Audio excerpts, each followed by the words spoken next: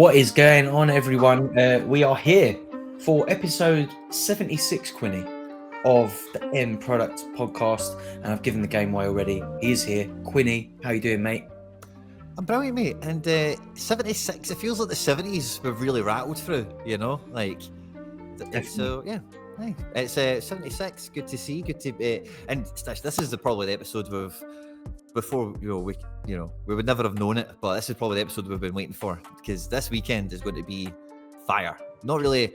We've got a few things we're going to cover in the show today, obviously, as per, but mainly for me, it's about, I put a wee tweet out last night, Doctor Strange using the time stone, going through 14 million outcomes and trying to work out what is the one that will make it work, and that's all I've been doing relentlessly, basically, since the game week opened, and all the L15s were like valid, and where you stand with some guys, who is actually useful, and then who's the cheat codes and whatnot. So that's all that's been consuming me. We've had pitch notes, we've had a few other bits and pieces and all the rest of me, but yeah, I can't wait for the deadline to go. Wee bit of news as well, actually. I'll tell you this right off the bat. I will be at the Etihad this weekend. Ooh. Man City at home at Liverpool, Saturday, 12:30 kickoff. That'll be good. That's going to be well good. So thanks very much to Sorare for sorting us out. Channel had a nice wee anniversary this week, and get a nice wee offer out the blue to go see the City. So nice. I'm quite excited to do it, Stish, because the last two times, I've said it quite often, I think maybe even on the podcast, but I've been at the Etihad twice, and both times it's been rubbish. Like, atmosphere has been what the cliche is. It's been just like that every time, and it really saddens me. So it's at home in Liverpool. It's a 6-pointer. Like, if I'm ever going to see the Etihad at its best, surely this has got to be it. So big game. Really excited for it. Yeah. Got to be one of the biggest fixtures so far in the Premier League season, I think, given where the standings are at the moment, current form going into the game. It's all to play for. And I think if any game's going to have a decent atmosphere, it's got to be that one, right? If it's not, then something's seriously wrong there. But I'm buzzing for you, and congrats as well on the birthday. How many is it? Is it 3 years? Was it 3-year birth anniversary? 2 years? Yeah. So the YouTube channel, like, technically on like YouTube is like, I think maybe like 11 years old, because I've been uploading stuff to it for ages. Wow. If you know what I mean. It's just been my YouTube channel, but yeah, the channel's birthday, it's like the 20th of November or something like that, or whatever day it was. And for Sorare stuff, it's like 3 years now, 2 years in the studio, now, which is just crazy to say out loud at this point, but it does feel like it's gone quickly. Does it feel like it's gone quick to you as well? Just like that, And it's crazy as well, right? Because a lot of the topics, I suppose, that are on there now is about lineup building, about gallery construction, goals and objectives, yield, and what's, all this kind of stuff. And on this podcast especially, obviously, we kind of focus on the leaderboard. We focus on, just trying to win every week, good players, good kind of main core strategies to run with. The live recordings are always good fun as well on Twitch, because we get some nice interaction with some of the viewers as well, which is great. Is it just been a normal podcast in that sense? But I feel that everyone inherently, I'm just trying to think about the best way of saying this, but I feel that everyone inherently has this sense of urgency around getting cards, around achieving, around completing, and, there's a few things that drive it, and, everyone expects history to repeat itself over and over again in some certain ways. So when people play Sorare, for a few different reasons, they've got a sense of urgency over either building their team and getting into the leaderboard and winning and yielding, getting back, returning investment, as everyone calls it, or ROI, or, you've spent some money on some cards, you're having fun, but now where's the kickback? How does it actually work for you in that sense? So there's an urgency to achieve that as quick as possible.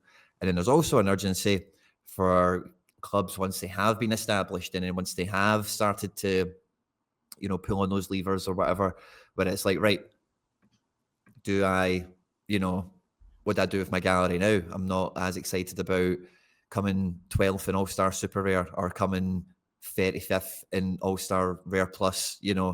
These things don't excite me as much as they once did. Where's my gallery at? And then people think about, very, black and white decisions on, cards or gallery. We spoke about it, I think maybe, what we're on episode 76, maybe like episode 71 or episode 68, that kind of range, where it's like, I think you said to me, like, would you ever sell your whole gallery, or would you sell bits of it? Do you remember that episode? Yeah. We spoke about that for a good bit.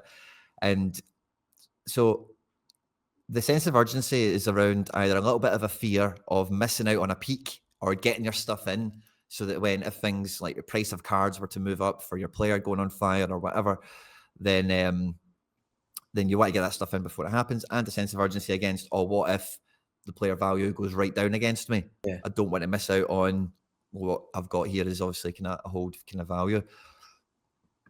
But there's a kind of medium spot in the middle there where, like, a lot of that sense of urgency, when you really drive it down the road and take it to its conclusion, you're kind of at the position of Sorare's not a thing, or Sorare isn't on your dial. It's not something you enjoy. It's not something that you fill your time with anymore.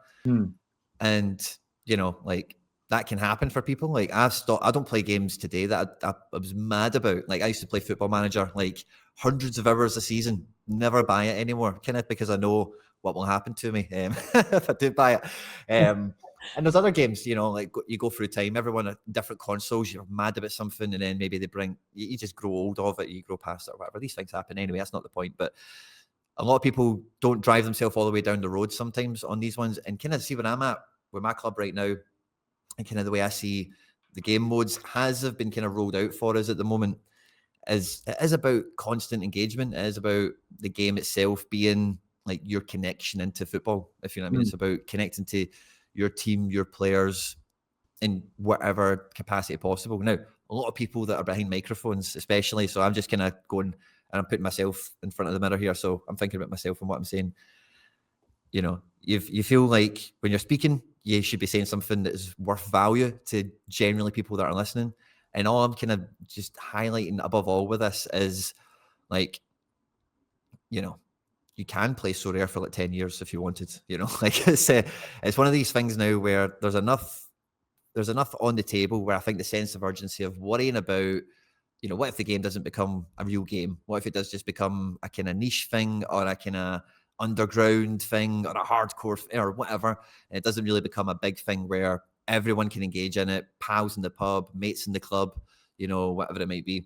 But I think there's enough on the table there to suggest now that, especially with in some stages over the last 6 months, the frustratingly slow pace that Sorare have been at some stages, I think it just shows, like, there's, like, you know, there is no finish line with this game. This game genuinely, it's like, see the Football Manager that you spend 500 hours playing, and then eventually you do go past it because it's the year 3045, and, you know, nothing else. I you don't even do 30 seasons on the I used to do it on the tablet version when I was traveling. Just bring it and I'd sit there for hours non-stop playing it. And yeah, I know exactly what you mean. Like, you get to like 2032 season and like Lionel Messi is like passed away and we're having a minute silence for him before the game and stuff. Not that that actually happens. I mean, maybe it does, but you know, it gets, you get quite bored of it, don't you? It's like there's only so much you can do with it. And I suppose the people that are working at Sorare obviously must be quite familiar with that as well. I think a lot of people probably grew up playing Football Manager and other fantasy sports and stuff like that. And for me, like, when I think of like FPL as well, that's like a half a season for me. I'm always like bored of it by about, you know, as soon as you've lost 50 points to the leader in your mini league, that's it, unless, you know, something crazy happens. So halfway through the season, normally around about now, probably not even halfway, it'd be about now where I've kind of stopped looking at it. And that must like weigh quite heavy on the game designers at Sorare. And yeah, like you said, they've been introducing lots of different game modes, ways to play. We've obviously just had rivals dropped, and we'll talk a little bit more in depth about that later, actually, because I'd like to pick your brain on a few things on that too. But yeah, I think it's we've gone through lots of iterations and ideas and tests, and it feels like they're kind of settled a little bit now on some of the game modes, at least. Obviously, they are able to flex in and out of these kind of month-long competitions, just like mid to long term. I'm not sure personally how much that will take off. It'd be really interesting to see how this Premier League tournament goes for them in terms of, I guess, like retention of new customers. I think that's probably the main reason they've put the money behind this, is to, like, obviously firstly sell new cards, but, you know, give a little bit of a spike to people who have gone in and kind of like bought the current season cards for that collection bonus, all those things that they've introduced. It's like, right, we've really set our stall out here. Here's some money behind it. Let's make some real sense of it for people who've gone out and bought the new cards. And this will like set a precedent for a lot of new season cards that come for the beginning of next season. It'll be interesting to see what happens with the J and K League that normally come. They're normally like the first like new season cards we get, aren't they? And sort of usually around like January, February time, I'd imagine, when the new season starts. But yeah, I think they've done a lot of thinking, they've done a lot of testing. So, like you said, people are kind of like wondering, is it going to go? What's going to happen? And I think now everything's in place. I saw actually they were advertising for game designers for the company recently on the Twitter. I think they were hiring. So they seem to be in a comfortable position in terms of like the product. I think they're in a good place. They obviously felt that this was the time to let go on the marketing spend, especially on this Premier League tournament. So it's going to be really interesting to see how it takes off. Because one thing that I think that a potential stumbling block for the Premier League one particularly is it's obviously aimed more at like, this is a good chance to get in, go buy the cards of the players that you can watch them every week, you're familiar with these players, blah, blah, blah. And also here's a lot of money that you can win. Now, in my thoughts, it's going to be difficult for new players to win this tournament. I still think this tournament is going to be championed by some of the whale accounts that have been here since day dot, who have the collections and etc. But I think that's where people like yourself and me come in, and we should like try and do our best to help the new players figure out the ways to win. And yeah, it's going to be really interesting to watch it. I'm personally not going to be involved in those Premier League competitions. Did you manage to get anything together, Quinny? Are you going to be punting a team into any of those Premier League specials? No, I won't be. No, I won't be partaking myself on this one. I did have a Premier League team for the last one that they did, the shirt one, but I gave all those cards away, basically. So I don't have a team anymore, sadly. But hey, it's one of those ones. So maybe next time. But I make you quite right as well. Like this is the second Premier League like special event that they've had for the current 3D cards that they've got, and that is the winter. I think it's quite safe to imagine they're going to do another Premier League one after the winter. Maybe it's towards the end of the season. Maybe it's in the spring. Maybe it's turn of year. Who knows? But it's hard to imagine they stop at the winter. They don't do another Premier League in-season one, And I think that does kind of set a sort of precedent for next season, going into the expectation of, oh, well, if you do buy new season cards, then for especially like certain leagues, it's not for everything, but for the leagues that are generally more expensive anyway, it just maybe secures their value a little bit more. Yeah. And the market is generally like a sought after card, or it's good to win in season, like Tottenham cards, even if you're not a Tottenham fan, because the market will probably take that in the winter time because Tottenham will get good fixtures or, whatever. So I think it does offer, I think that's a really good, move that they've made. I think it'll be interesting to see if there are any kind of like unusual names in those leaderboards. I think it is tough. I spent about an hour on stream yesterday just kind of like piecing together like what I believe, if I went out and bought a team, this would be it. And I kind of looked at the next 6 fixtures.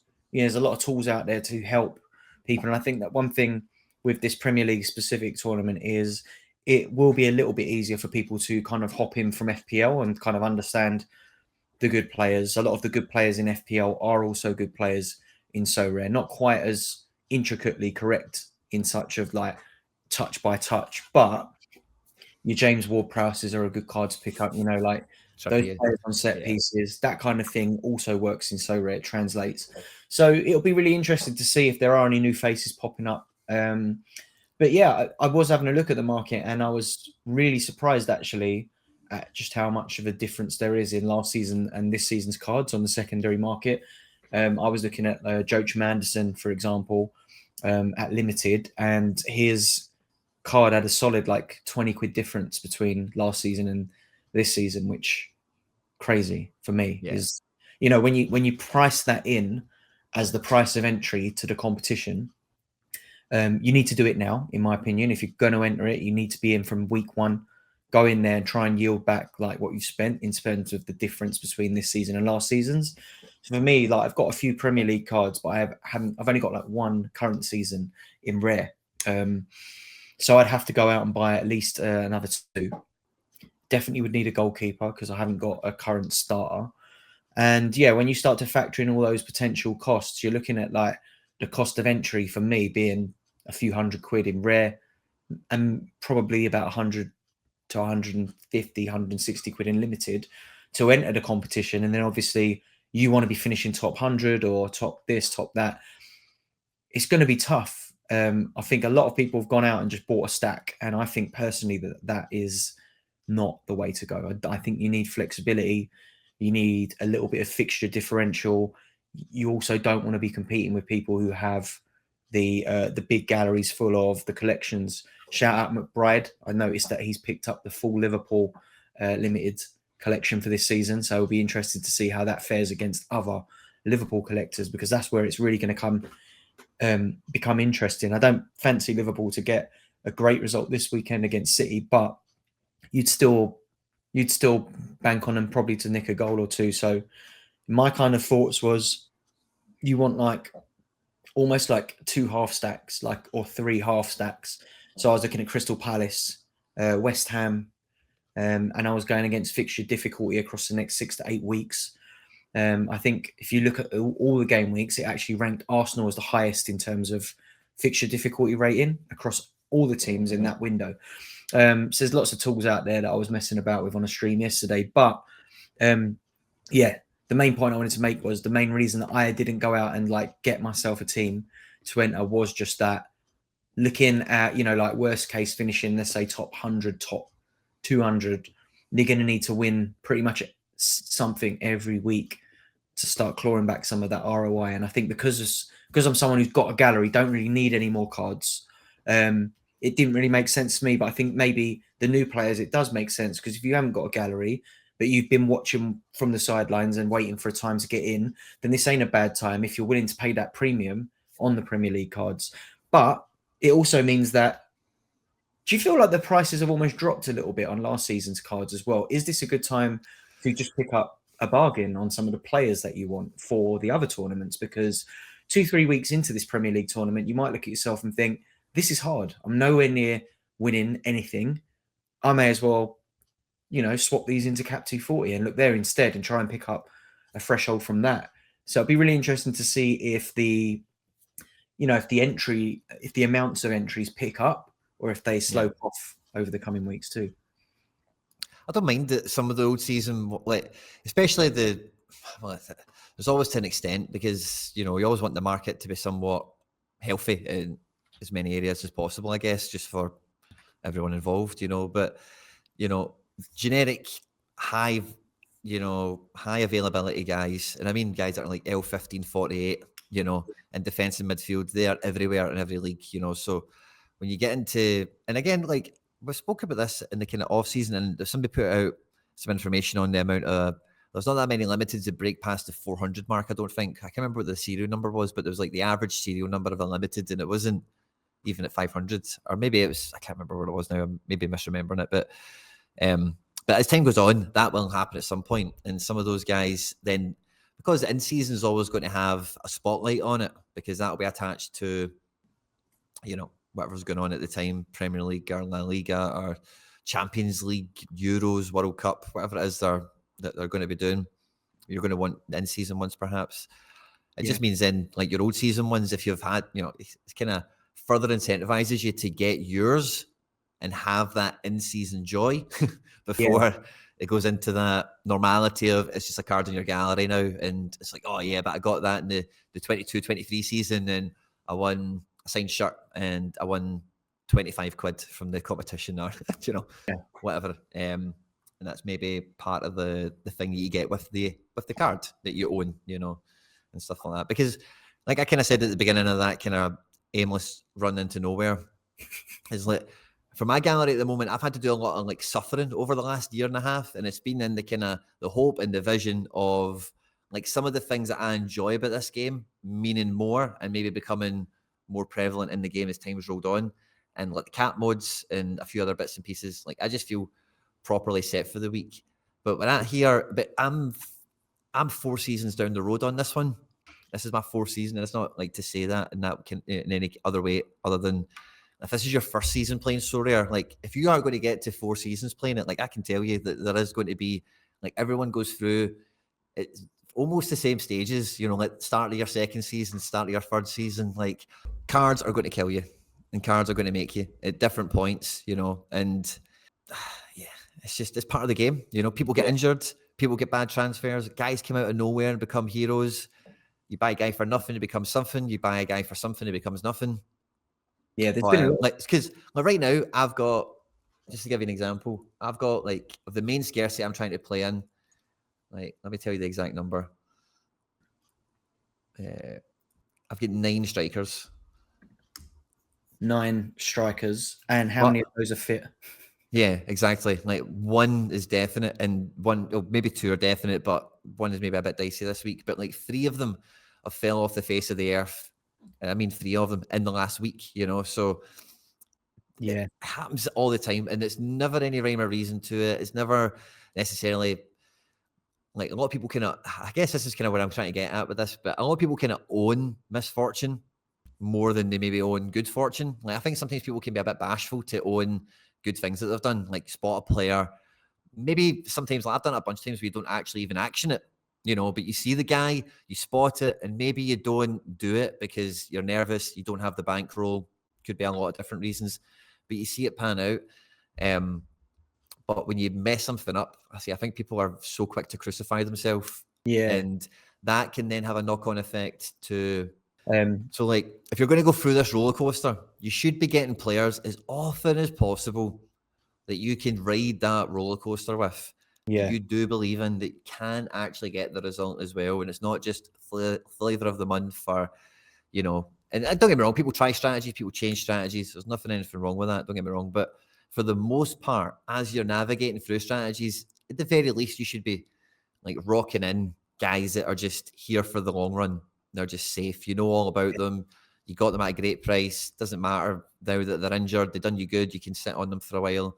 You know, blah, blah, blah. I'm kind of back on point again, I suppose. But Yeah, no, you made me look at my gallery there and just to sort of see, like talking about having those moments in your gallery where you've only got one fit forward who's likely to start, things like that. Yeah. It happens. It definitely happens. I've got a lot.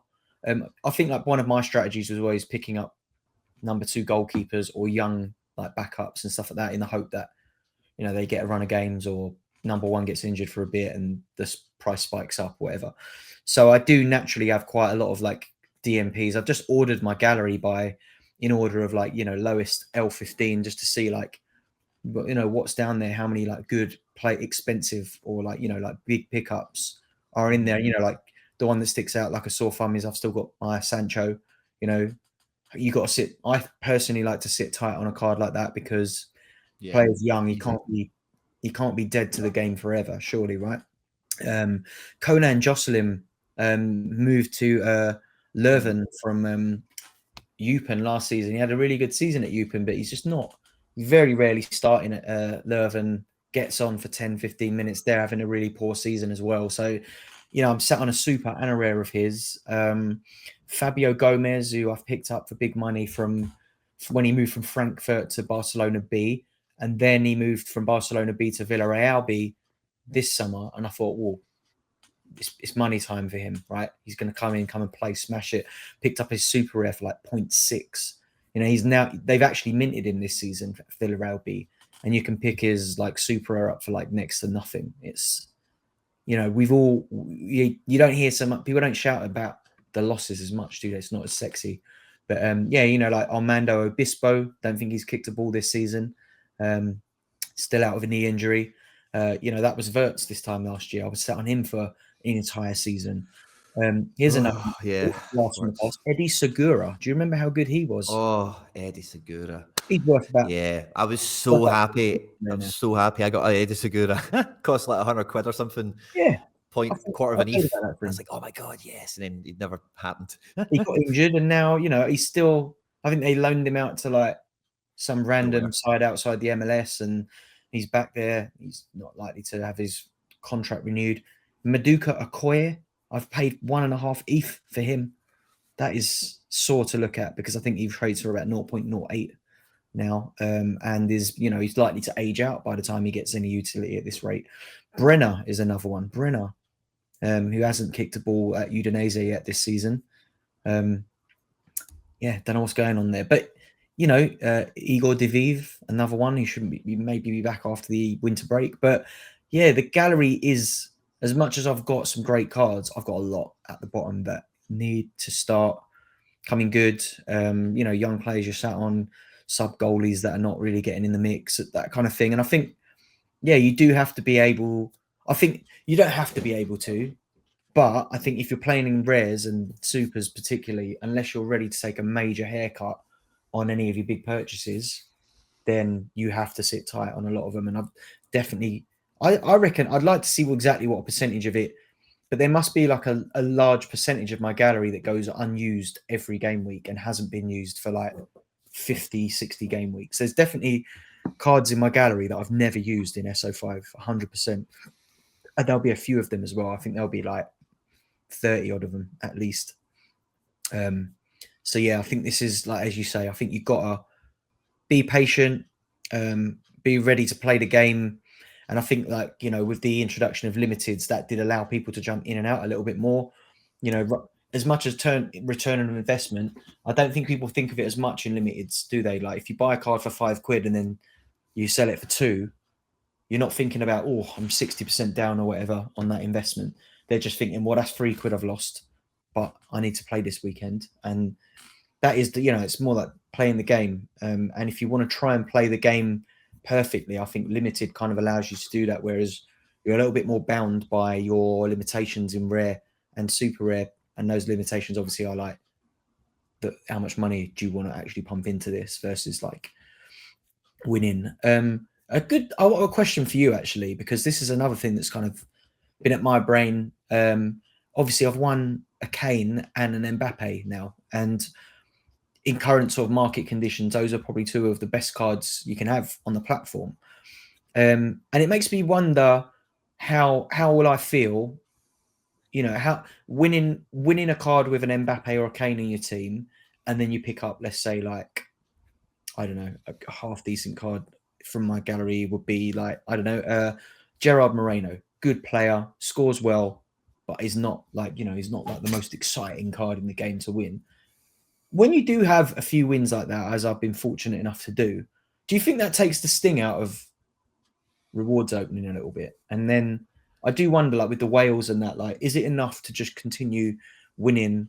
I noticed today, I think it was a tweet from YNWA, who's obviously one of the early collectors, who pretty much sells everything he wins every week, and he pumps. It looks like he's moving it into NBA, and he has some pretty strong opinions on the NBA product as well. But you know, that's kind of what he was like when he was known to be sort of sharing his views on the football side of things. But that does make me wonder, like, is it enough to just win cards, and then, you know, does your belief in the health and the future of the platform lie in the value of what you're winning, or do you think it's enough to just play the game still? For me personally, obviously winning these cards is fantastic, but I do still get excited at rewards day. But I just wonder if that is the case for most people. What do you think? Well, sorry, Harry's coming out my phone. Sorry. But well, for me, again, this kind of takes me back to a little bit of the ramble at the beginning of this. But like for me, when I first found Sorare, what I kind of seen in it, and I probably didn't put this very well before, but like you can play Football Manager for like 1,000 seasons, and it gets to a point where you will even get bored of playing Football Manager. Even though a new one will come out, it'll be a wee bit better. You can do it again, play Football Manager for like thousands of hours again, do it again every season. But it becomes a point where it doesn't lead anywhere because it's just you and a computer. It's just, that's all it is. It's just a one-way thing, you know. But when I first found Sorare, I thought this is like never-ending real-life Football Manager that everyone's involved in. You know, like I can have my cards that are different to yours, but it's not that unrealistic where there's only one, and then it would just be ridiculous. You know, you need availability so everyone can have their own slice of it and how you can achieve it. And then what the unreal part of all this is about is the prizes on offer, the connection they've got with the clubs, the money that's on the prize pools as well. thresholds. It's just crazy that that's actually a thing when you think Yeah. about it. So I think when you get to that stage that you're at, I've never had so many concurrent good wins as you have, Stishy Boy. Mine's are very much spread out, and maybe I can get 2 okay ones together or something, 3 or 4. But you know, when it rains, it pours for you, big man. So I hope to be there one day. But I think when it comes to Mark and You Never Walk Alone and maybe some of those galleries, and I think it's when you look at him, a lot of people think about the money that's in his gallery. They don't think about the time that's in his gallery, because even if he had less of a budget and he had just a watered down version of what he had, he would still have the same, you know, like satisfaction point where he's like, this is now my club the way I want it. And then you're playing the game for whatever it yields at that point, you know. Like for me, a big part of this game is having to, I really didn't want to sell that guy, but he was worth too much and I really needed a goalkeeper and my midfielders are all injured at the moment and I could have done with putting a few quid in my pocket, so I had to sell him. And then it's like, wait for the guy to get really cheap again and then try and get him, you know. Yeah. But at that time, he's really cheap and it's like, oh, I've got to sell this defender that I was planning on using next season. Oh, I wish I don't need to sell him. Okay, we'll do it. And then that defender becomes amazing. And you're like, oh, I can't believe I sold him. Even he's so expensive now. And that's part of the thing that you're trying to navigate through your seasons, playing the game through the cap modes, for winning rewards, be able to trade maybe some of them in the market or whatever it might be. Do you get to that satisfaction of, this is my club and that's me now. I'm set up. I can play the levels I want, the divisions I want, with the cards I want for the most part. Maybe I'll fall out of love with some of them. Maybe I'll fall in love with some new ones as time goes on. But this is my game now. I own it. Yeah, I feel that. I feel like it right now. I think I feel like, I don't know, things change obviously and players change and teams change and whatnot. But I feel a bit like that with my gallery now, is like, I don't know what I need to bring into it or like what. And if it is, it feels like a luxury. It's like I should be able to compete like at a high level across at least maybe 4 or 5 divisions, but I can still have like, you know, like 20 odd lineups out. But I would expect, I'll have like 4 or 5 where I'm like, that is a top 10. That's a top 20 lineup. It's got to be like, and that's where I've wanted to be, really, I think. So I've managed to like win my way into a position and trade up, obviously. But yeah, just looking at the gallery now, it's hard for me to figure out what I need or what's missing. You know, my gallery spreads across all the divisions apart from second division Europe. That's the only one I don't have a goalkeeper in anymore, but that's fine. I use those cards in cap modes and stuff like that. But yeah, I think that I feel a bit like I'm there now. I do need to trim the fat, as I say on it a lot. I've got a lot of fat in my gallery, and I think I probably need to sort of weasel my way out of limiteds a little bit, just because I'm not really taking it that seriously. Where I've got like some decent lineups in rare and super rare now. The limited side of things has kind of petered off a little bit for me. A lot of my limiteds are cards that I have in rare as well, so it's not like, oh, I've got a couple of players that I can only watch when I'm playing limiteds and stuff like that. But yeah, it's like I still enjoy watching the football. I'm looking forward to the K-League coming back again next season. And hoping that they make some kind of resolution there with the scoring. I was just looking at some of my cards in my gallery, and I think like anyone who's been playing K-League this season will probably be anticipating any kind of like update on that situation really eagerly. And yeah, I've got some good cards there. Even, you know, like I like watching the teams that I follow in that region, etc.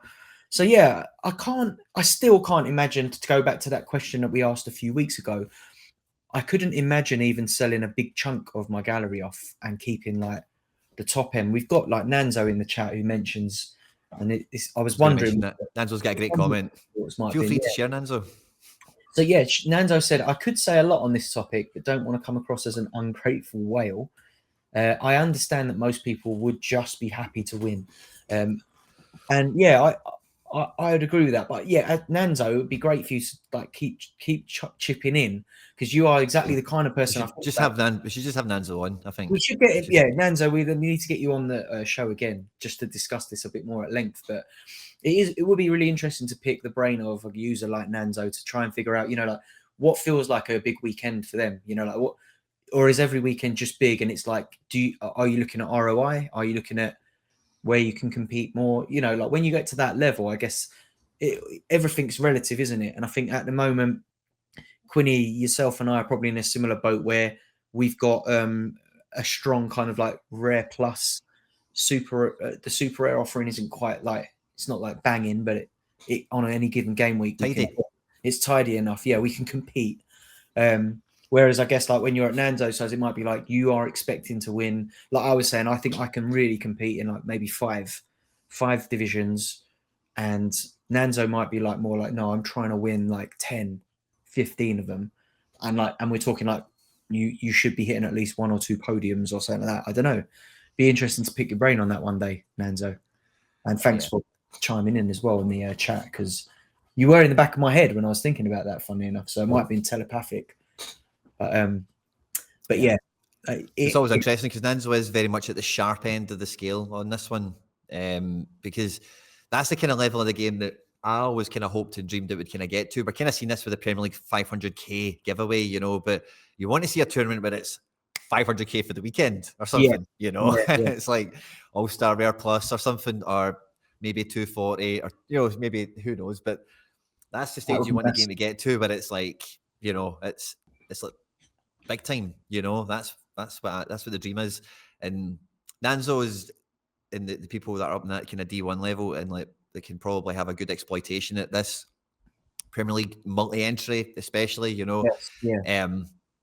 I hope they do well. I think we wish Nanzo luck already on the show for that, so hope it cleans up. But it's always interesting to hear, because those guys are the closest to living in that part of the game. Yeah. Versus even us, like we are very much way far removed from miles away. Yeah.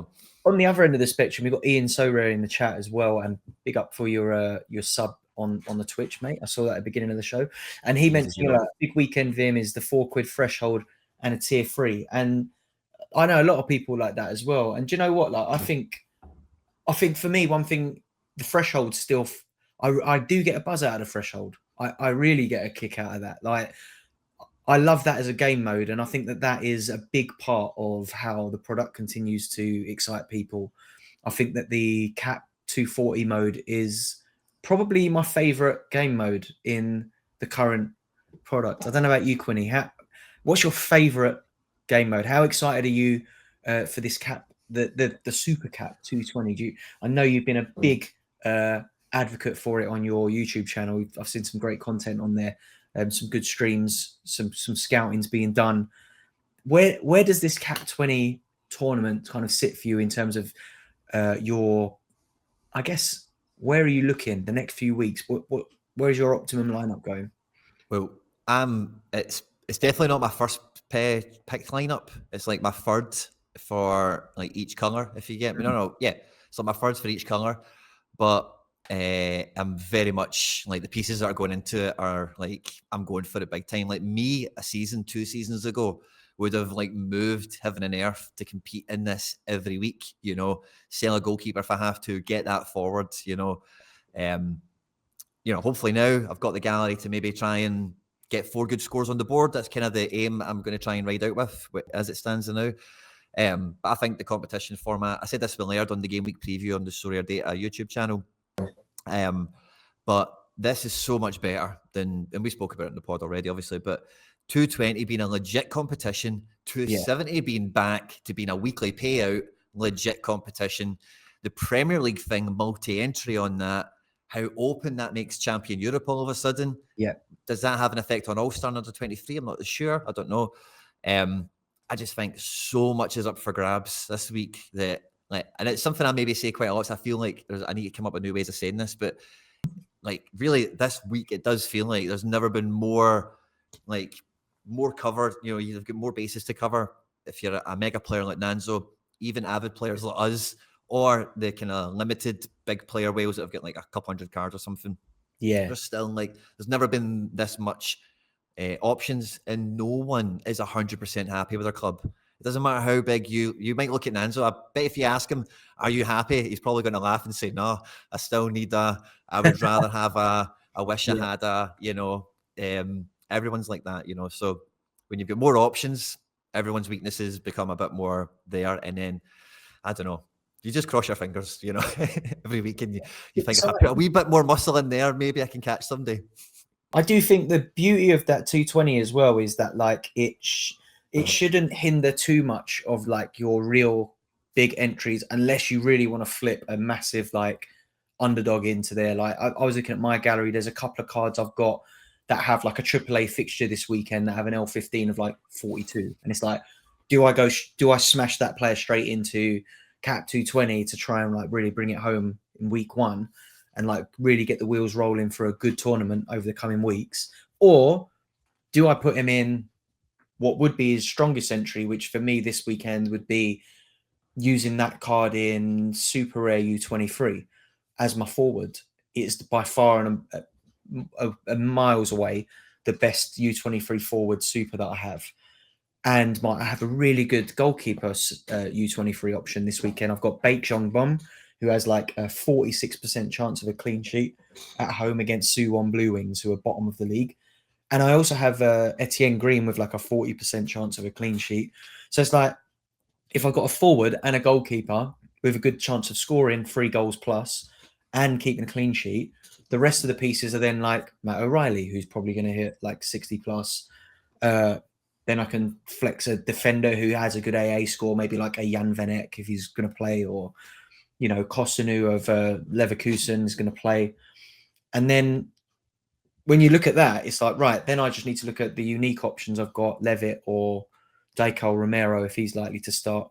I don't think Lee Han-bom is for this season. He might be for another season. But if I move that player into a really heavy cap 220, it is going to weaken my options in Super Rare. But at Rare and Limited, I definitely have loads of options to flex in and out. And I'm really excited for anyone who is trying to move from Limited to Rare, particularly for this tournament. I think being able to enter this with limited goalkeepers, that kind of stuff, I think this tournament is going to be great to interact with all players of all kind of types. It's going to be really, hopefully, I feel in terms of the current demographic of people who use the platform, who are used to the game, there will be as much of a buzz within the kind of internal community who are familiar with So Rare about this tournament as there will be from new players who have just come in and are fiddling around getting to grips with the Premier League tournament. So hopefully this is going to be a little period of 7 to 8 game weeks of everyone's buzzing every weekend about everything. And I think coming off the back of what feels like the longest international break ever as well. I don't know why, but it just feels long, right? And I've had a bit of interest in it, and we've had Rivals and we've had all this other stuff to engage with, but it just feels like it's gone on. But maybe Rivals has made it feel like it's gone on because there's been games on, there's been stuff to do on the app, but here we are. We're coming straight back in, and it's overwhelming looking at the gallery. The lineup builder this week has been mind-blowing. I've gone through about 4 different iterations already of lineups. I still can't figure out what my strongest lineup across all divisions is. And it's going to be a busy evening trying to figure that out, and probably go right up to the wire, waiting on bits of news from players returning from international duty. Yeah, it is going to be a proper clusterfuck, isn't it, really? But yeah, that's what you live for, isn't it, Quinny? I know.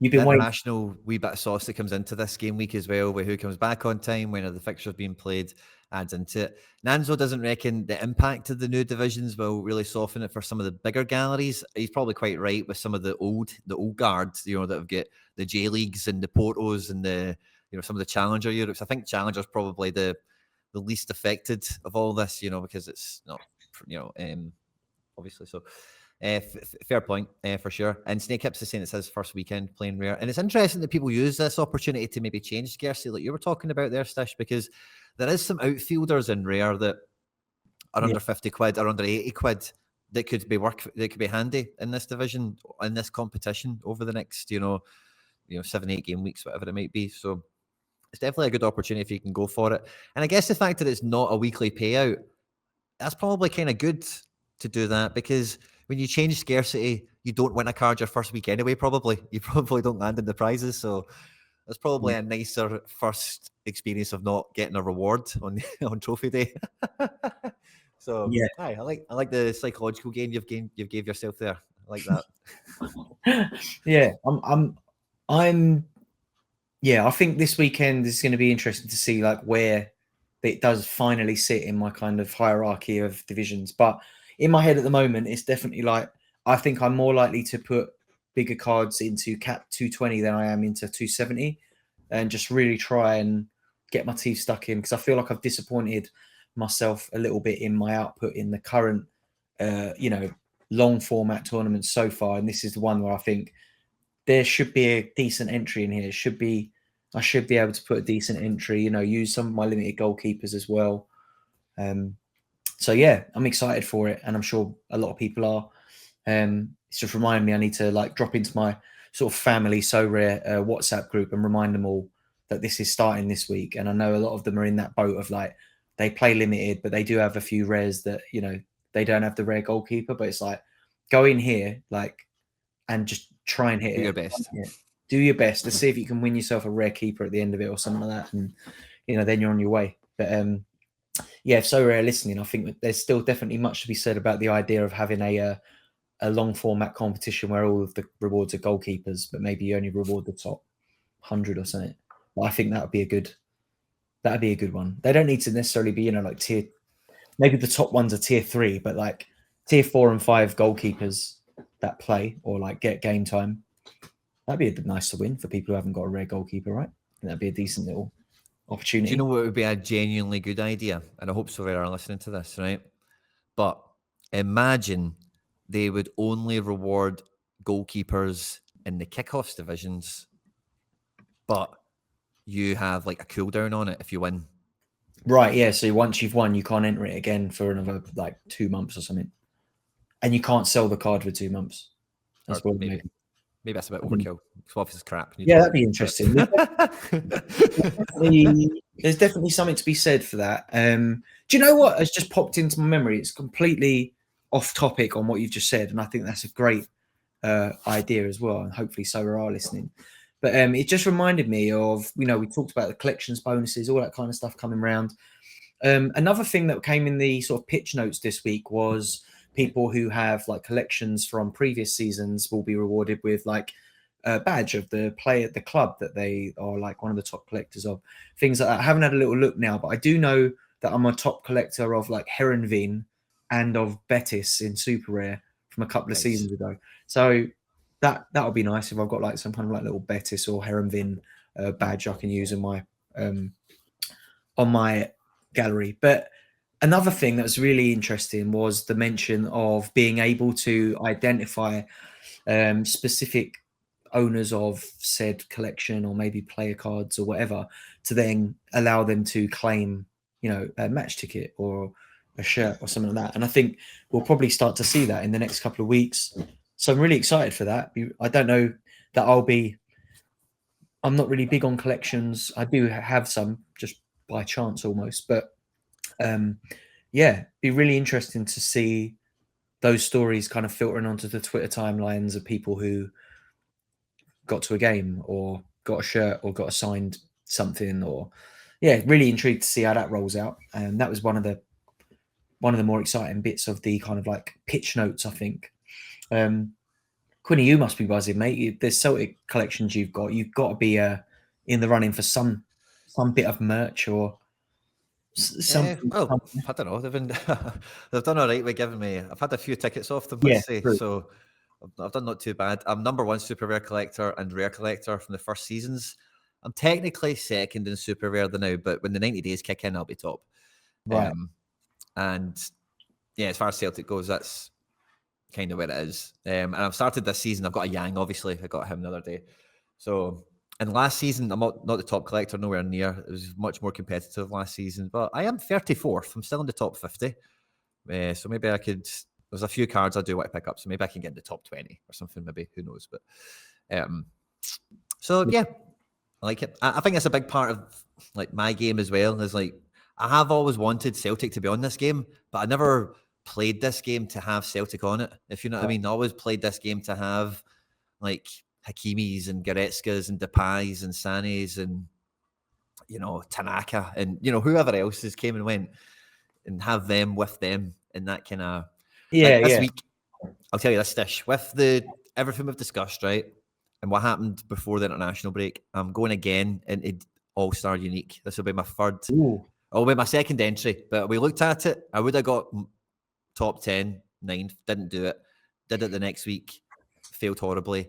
And I'm looking at it this week, and I'm like, I'm just going to go for it. Edward's playing Luton, as many people probably know right now. We get a snapshot of Edward's price graph in the chat earlier from this competition. And Celtic have got the best game on paper. So I'm giving it a shot. And then I've got Ivan Martin on Monday night at home to Bilbao, which isn't a great game, but he did score against them last season, and he delivered on that omen already. Like we looked at him before and we said, oh, he scored against this team last year, and he did it. So I'm going for it again. I'm just looking at your lineup builder now. I've gone into Sorare data, and I'm going obviously Joe Hart, 83% win chance, 60% of a clean sheet. It is hard to argue with you there. If you're going to have a chance, right, the fact that you've got those sort of numbers on a Celtic fixture and your unique forward is playing against Luton. Decisive. Why not? Double decisive Eddie, a decisive for McGregor, and we're doing something. Yeah, I'm excited for you. I'm looking at that. The fixtures definitely fall nicely for you. You got there McGregor.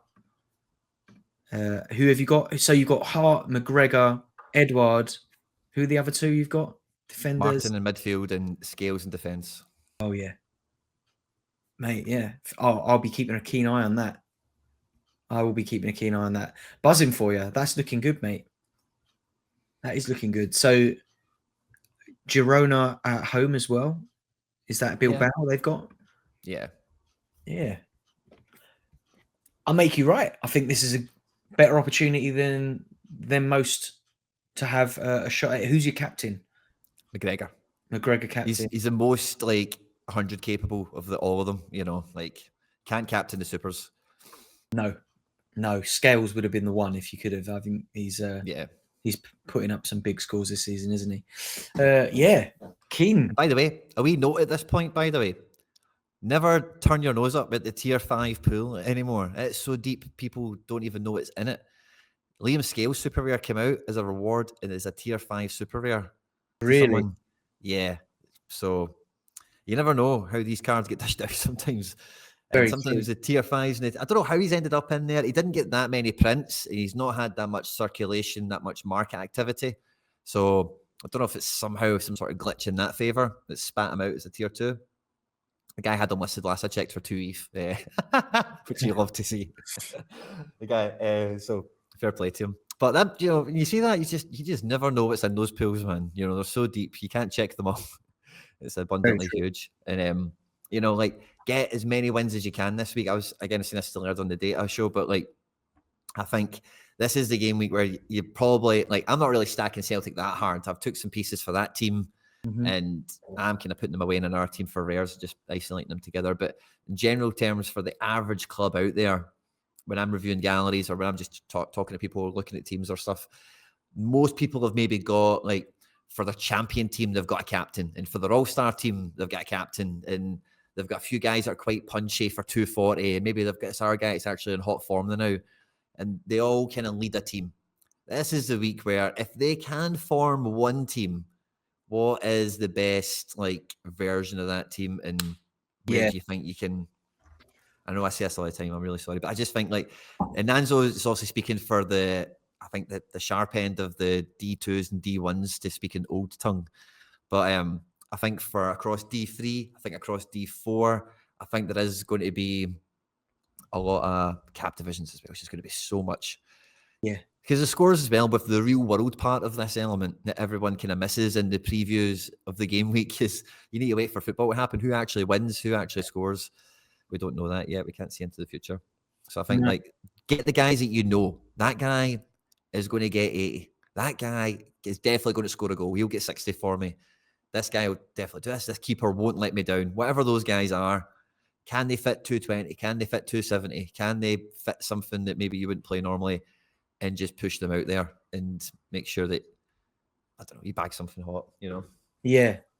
No, hear that. I've had a little look on the Sorare website, and it's just reminded me that we've had like maybe a week and a bit of Rivals access now. Quinny, I know that you've been involved in it. I've definitely thrown a few challenges your way. I might have lost a few, might have won a few. We'll have to go back through the history. But how have you taken to Rivals? Are you still playing it? And what are your kind of like early thoughts on this as a part of the product? I played it when I had cards playing. Like, it was a good way of keeping in touch with my international cards. Is the way I kind of used it. I didn't use it to just fill all the time of the international break. It was just, right, okay, well, I can use that card. It feels like I'm using it. It feels like I'm gaining utility somehow by putting Ferran Torres into a Rivals team, even though he doesn't go into training anymore because he's at level 20, you know? So it's like, oh, I can actually use him in a non-important way, and it's kind of fun all of a sudden. So that's the main thing I get for it. So I will be playing it this weekend, 100%. And I have got this policy at the moment in the beta of, if I've submitted a team, I'll just accept everyone's request. So if you send me a request, if you see if I've got a team, go for it. Good luck to you as well. If I've submitted a team, I've probably got a card, at least one. Be interesting to see how it fares this weekend. I think obviously with the international break being there, a lot of people were engaged with it because not a lot of people had like a lot of lineups going on. But on the weekend, when, you know, there's about 50 fixtures kicking off every 15 minutes, you know, like some of the amount of requests might get a little bit overwhelming. One thing for me was when it was like at its peak of like, oh, there's like 3 games kicking off in 20 minutes, whatever. And I might have like 3 lineups. The notifications going off on my phone was crazy. But I've found it quite good and quite engaging. But I definitely feel like this is a better experience maybe for new players, free to play, that kind of thing. It's a bit of fun. I think they need to maybe introduce like mini leagues a little bit so that people can like pool in like with their mates or something and chuck, you know, like just be like, right, everyone like send it into the group chat or something, like set your team for this game. And if you haven't got an account, you have to sign up, blah, blah, blah. Bang your team in, and then in the group chat, it's like this player's just scored, that player's just scored. At the end of the 90 minutes, here's the league table, blah, blah, blah. That kind of thing. So yeah, I like it. I think it's a good social version of the game. I don't know how much regular players will play it. I think that will boil down to the rewards, if that's just coins, if it's tickets, that kind of stuff. I think that's where I think a lot of us that play the game that have obviously been testing it out for them are probably waiting to see like, well, what is it worth in terms of my time? How much of my time is it worth? Because it is quite time consuming in the lead up to a kickoff or something like that. So I think for me, it's like I do see myself playing it a little bit this weekend with all the fixtures that are on. I might chuck a couple of teams in where I've got, like you said, like some of my red cards are playing or a super's playing or somewhere I think, oh, I might have a bit of an edge in this tournament, this thing. But yeah, some of the people that, you know, like Tripping B, I noticed was like, I feel like he hasn't missed a single fixture. I think he's had a lineup for every team. It makes me wonder if he sleeps, to be honest with you, because I'll wake up and he's had another 50 points added to his rival score or something like that. But yeah, it just goes to show there are people out there that will play this, grind it, and just grind it. Yeah, exactly. So yeah, be keen to see how that rolls out. I bet that the team are really happy with it. I think it's got people talking on social media. There's a definite like positive buzz about it, I'd say. What do you reckon? Yeah, totally agree.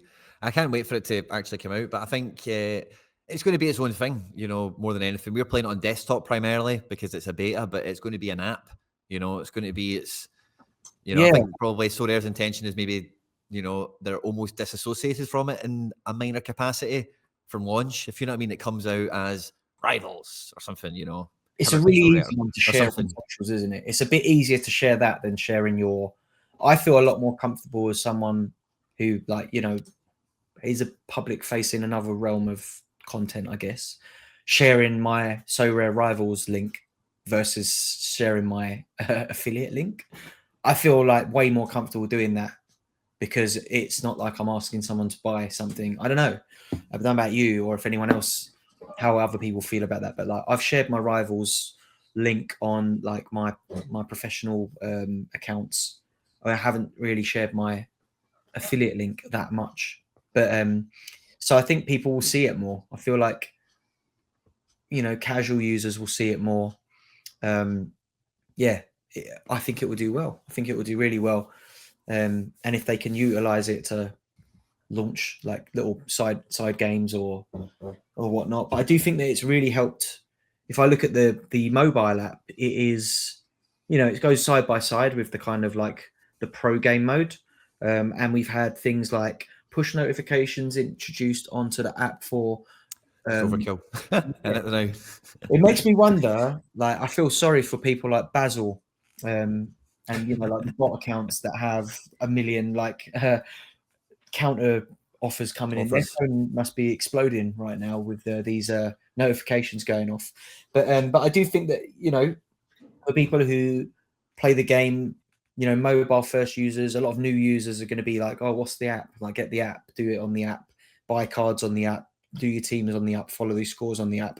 So I think it's about time that the app has like kicked on, and this definitely has helped it kick on. So yeah, that's another positive, I guess. It feels like this was, you know, the product they needed to justify. Right now, we need marketplace on the app. We need this on the app. We need that, and things are on the app now. And yeah, you know, we've said it on the podcast before. It feels like they've put themselves into position now to really kick on. Yeah.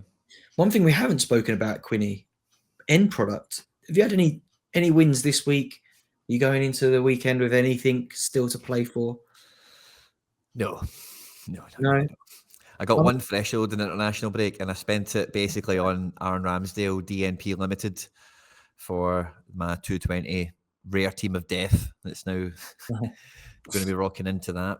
So that's all. That's all the end product I got, buddy, over the international break. So I cannot wait for almost this time tomorrow, where we're locked in for the deadline. The teams are set. We've got all the news, and we're rocking and rolling on, you know, as many fronts as possible after some proper big time end product.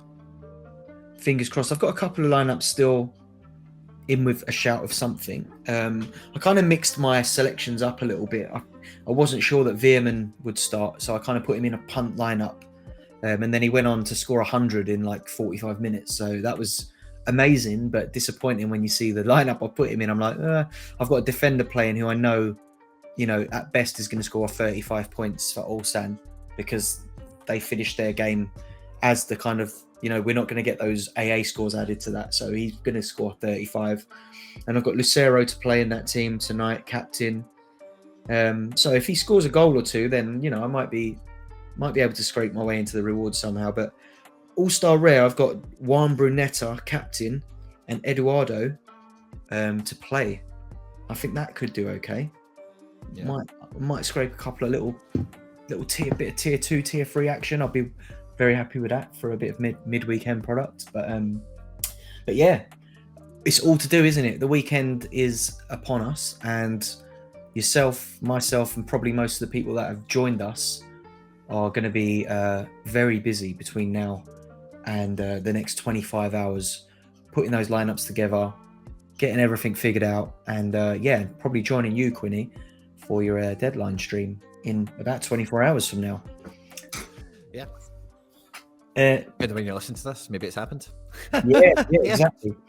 We'll close out, say, like, obviously, if you have listened to this on the podcast section of whatever app you use to listen to your online content, or if you've watched it via Quinny's YouTube channel, make sure you like, subscribe, drop us a little comment, give us a review on Spotify or Apple Music or wherever you listen to the podcast, and do please join us live.